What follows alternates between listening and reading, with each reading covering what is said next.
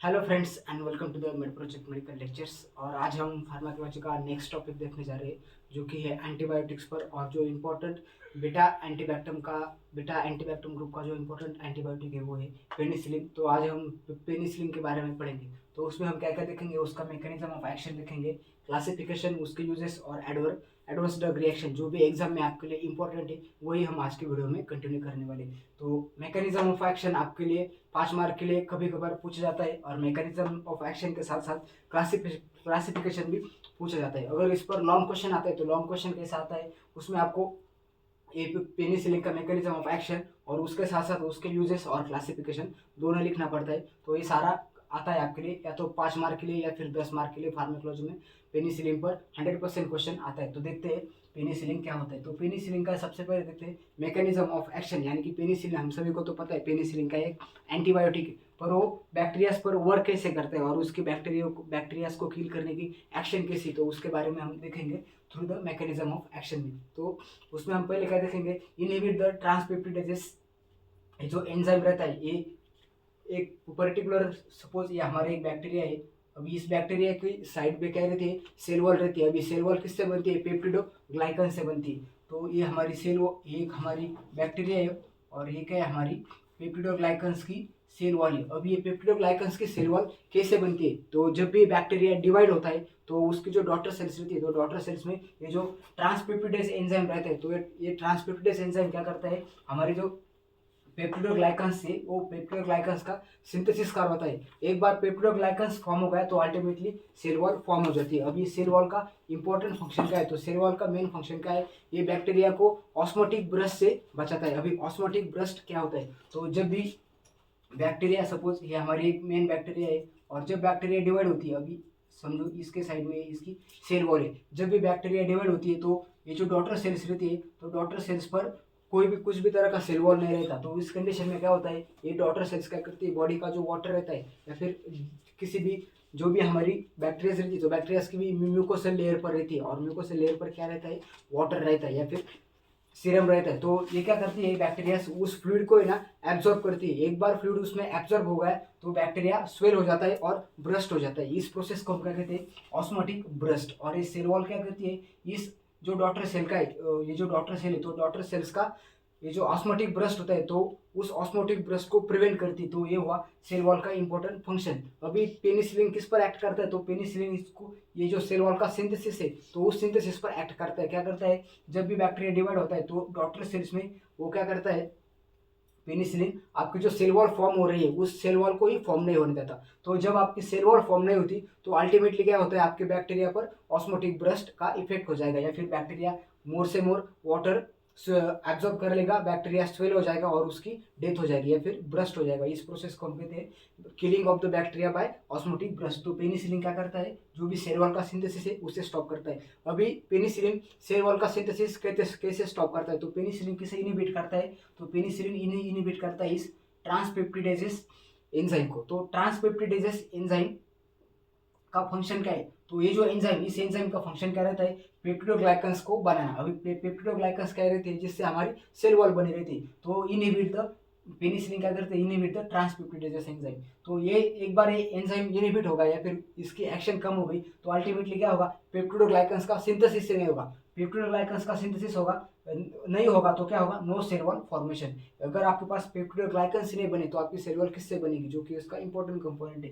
तो एक बार आपका अगर आपका सेल वॉल ही नहीं बनता तो अल्टीमेटली ऑस्मोटिक ब्रस्ट हो जाएगा और बैक्टीरिया किल हो जाएगा। तो ये थी पेनिसिलिन की मैकेनिज्म ऑफ एक्शन। इस तरह से पेनिसिलिन हमारे बॉडी पर वर्क करता है। उसके बाद हम देखेंगे उसका क्लासिफिकेशन कि पेनिसिलिन का इंपॉर्टेंट क्लासिफिकेशन क्या है। तो उसमें फर्स्ट वन है हमारा natural penicillin and second one है सेमी सिंथेटिक पेनिसिलिन। अभी नेचुरल यानी कि जो सीधा नेचर से है, या फिर उस पर हमने कुछ प्रक्रिया या फिर कुछ प्रोसीजर्स नहीं किए, ऐसे होते हैं नेचुरल। और नेचुरल में जब हम कुछ उस पर कुछ कंपनियां क्या करती है, उसमें कुछ अपडेट लाती है और उसे क्या बनाती है, सेमी सिंथेटिक बना देती है। यानी कि नेचुरल में कुछ केमिकल्स वगैरह ऐड करके या फिर कुछ एक्स्ट्रा के डेरिवेटिव्स ऐड करके जो भी नया प्रोडक्ट बनाते हैं उसे हम सेमी सिंथेटिक कहते हैं। Example atropine. एट्रोपिन भी हम पेशेंट को नहीं देते, एट्रोपिन के सब्सटीट्यूट देते हैं। तो एट्रोपिन क्या हुआ, नेचुरल हुआ। उसी तरह से पेनिसिलिन नेचुरल हुआ और ये सेमी सिंथेटिक कंपोनेंट से पेनिसिलिन के, तो ज़्यादातर करके यही हॉस्पिटल्स में यूज़ किए जाते हैं। तो नेचुरल पेनिसिलिन में आता है आपका penicillin G, then procaine penicillin and benzathine penicillin. तो ये 3 इंपॉर्टेंट ड्रग्स है नेचुरल पेनिसिलिन में। और सेमी सिंथेटिक में अगर देखें, सेमी सिंथेटिक में क्या है, जो नेचुरल पेनिसिलिन में अभी उनमें क्या हुआ है, एडप्शन आया या फिर कुछ अपडेट्स आकर नए पेनिसिलिन हमारे साइंटिस्ट ने बनाए। तो उसमें कौन सा आता है, एसिड रेजिस्टेंस, यानी कि ऐसे पेनिसिलिन जो कि हमारे जो बॉडी की एसिडिटी उसको भी रेजिस्ट करके अपना एक्शन दिखाती है। अभी अगर हम factors affecting on the drug action देखें तो ज़्यादा एसिडिटी होने पर क्या होता है, आपके ड्रग के एक्शन कम हो जाती है। तो ये जो नया बनाया हुआ पेनिसिलिन एक है एसिड रेजिस्टेंट है, यानी कि वो एसिड को भी रेजिस्ट करके अपना एक्शन दिखाता है। उसमें कौन सा आता है, ये इंपॉर्टेंट है आपके लिए, पेनिसिलिन वी। देन पेनिसिलिनेस रेजिस्टेंस, अभी पेनिसिलिनेस क्या है, पेनिसिलिनेस ऐसा एंजाइम है जो हमारा जो ड्रग है पेनिसिलिन, उस पेनिसिलिन को वो क्या करता है, ब्रेक डाउन करता है। और पेनिसिलिन रेजिस्टेंट यानी कि ऐसे ड्रग जो उस पेनिसिलिनेस जो एंजाइम है उसका एक्शन उन पर होता नहीं। तो उनमें कैसे कौन से ड्रग्स है, oxacillin, cloxacillin and nafcillin. Then amino penicillin यानी कि पेनिसिलिन विद प्रोटीन्स, उनमें कौन सा है, एम्पिसिलिन एंड अमोक्सिसिलिन। और एंटीसोडोमोनल पेनिसिलिन, उनमें कौन सा आता है आपका जो पाइपेरासिलिन है, तो पाइपेरासिलिन ड्रग इसमें आता है। तो ये बहुत ही सिंपल क्लासिफिकेशन है पेनिसिलिन का। उसमें आता है नेचुरल और सेमी सिंथेटिक। 5 मार्क के लिए अगर आपको क्लासिफिकेशन पूछते तो आपने इतना भी लिखा तो भी सफिशिएंट है। तो उसमें क्लासिफिकेशन में सबसे पहले देखेंगे natural and second one is the semi synthetic. तो नेचुरल में क्या आता है, penicillin G, then procaine penicillin and benzathine penicillin. Then semi synthetic में 4 सब क्लासिफिकेशन, उसमें acid resistant, then penicillinase resistant, then amino penicillin and antipseudomonal penicillin. तो antipseudomonal में आता है आपका पाइपेरासिलिन, देन अमाइनो पेनिसिलिन में आता है एम्पिसिलिन और अमोक्सिसिलिन।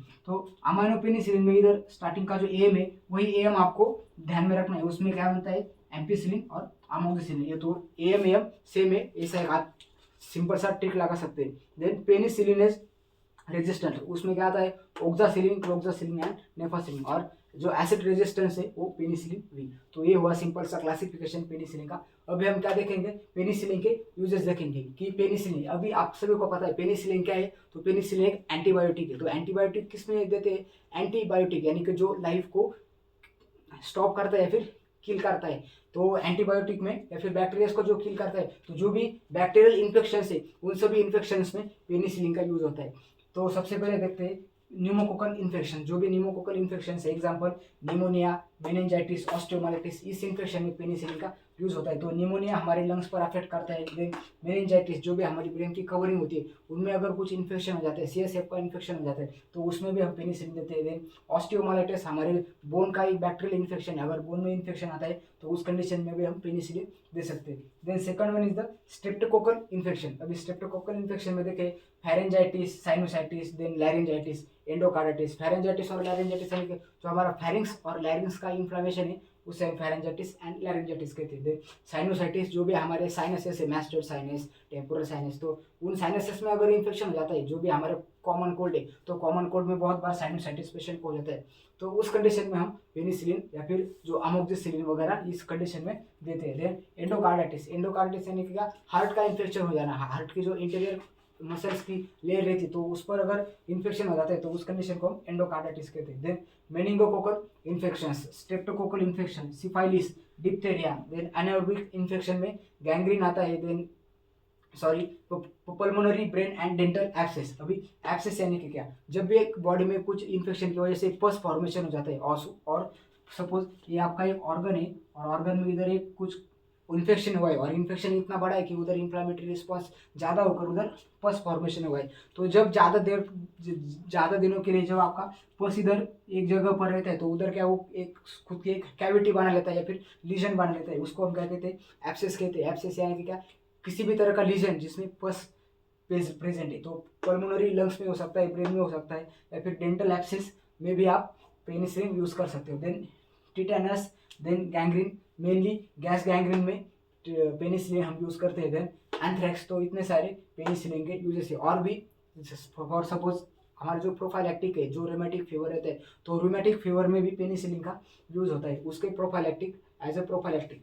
देन लास्ट पॉइंट देखेंगे हम एडवर्स ड्रग रिएक्शन, एडीआर यानी क्या, एडवर्स ड्रग रिएक्शन। तो एडवर्स ड्रग रिएक्शन में क्या क्या है, सबसे पहले देखते हैं हाइपर सेंसिटिविटी रिएक्शन यानी कि एलर्जिक और एनाफ्लेटिक रिएक्शन, यानी उसमें क्या क्या रहता है, स्किन रैशेस रहते हैं, देन यूटी कैरियर रहते हैं, यूटी कैरियर भी एक हमारे स्किन का भी एक डिसीज है, देन फीवर होता है, ब्रोंकोस्पाज्म होता है, तो ये होता है हाइपर सेंसिटिविटी रिएक्शन में। Then pain at the site of injection, ये हमारा लोकल एडवर्स रिएक्शन में आता है। देन कन्फ्यूजन, जो सीएनएस पर क्या है उसका एडवर्स रिएक्शन रहता है, तो confusion, muscle twitching, then convergence और कोमा भी, कोमा में भी पेशेंट पेनिसिलिन की ओवरडोज से वजह से जा सकता है। और लास्ट वन है जो आप एडवर्स इफेक्ट में बहुत ही इंपॉर्टेंट है, वो है जेरिश जेरिश हेक्सरहिमर रिएक्शन। तो उस इस रिएक्शन में क्या होता है, सपोज आपको जो सिफाइलिस का पेशेंट है, जब भी आप पेनिसिलिन सिफाइलिस के पेशेंट को देते हैं, तो पेनिसिलिन जब अपनी एक्शन सडनली दिखाता है, तो जो स्पायरोचिट्स नाम के जो बैक्टीरिया रहते हैं, तो वो स्पायरोचिट्स का लाइसिस हो जाता है और ब्रेक डाउन हो जाता है,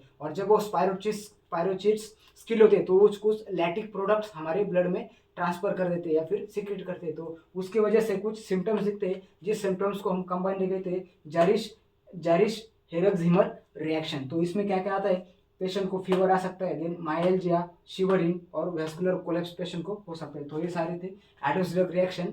तो ये था पेनिसिलिन के बारे में। अगर आपको इसमें कुछ डाउट है तो कमेंट सेक्शन में बताओ, और वीडियो अगर आपको अच्छा लगता है और अगर आपको कुछ, तो आपके फ्रेंड्स के साथ शेयर करो। वीडियो में आपको क्या अच्छा लगा ये भी आप कमेंट सेक्शन में बता सकते हैं। तो आज के वीडियो में हमने क्या क्या देखा, मैकेनिज्म ऑफ एक्शन जो कि आपके लिए बहुत ही इंपॉर्टेंट है, देन यूजेस देखा, एडवर्स ड्रग रिएक्शन और क्लासिफिकेशन, ये भी 5 मार्क के लिए पूछा जाता है। Thank you friends.